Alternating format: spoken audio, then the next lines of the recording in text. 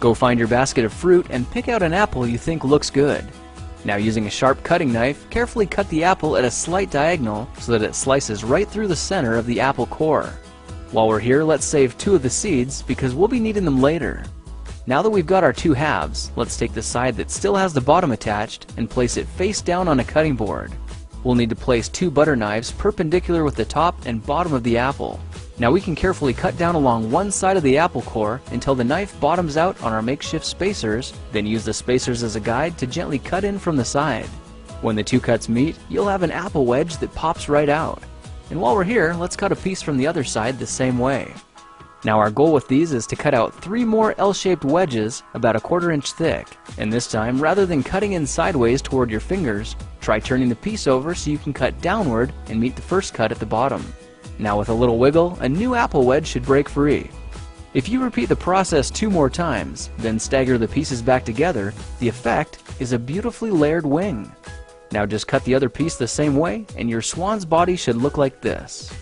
To make a place for the head, all we need to do is carefully cut into the front of the body and gently lift the pieces out to reveal a clean and fairly deep groove. At this point we can go ahead and grab the other half of the apple and place it between the butter knives like before, but this time we're just going to use them as spacers to cut an even slice off the bottom. You can see that repeating this process 3 or 4 times gives us a nice variety of shapes and sizes. Now look for a piece that resembles a heart that's been slightly flattened on top. All it takes to form the swan head is 3 strategic cuts with a knife. I made 1 angled cut to form the head, a horizontal cut to form the neck, and 1 slanted cut at the bottom for the base. Now you should be able to see how this is coming together, and to clean it up a bit, just use your knife to round off the sharp edges.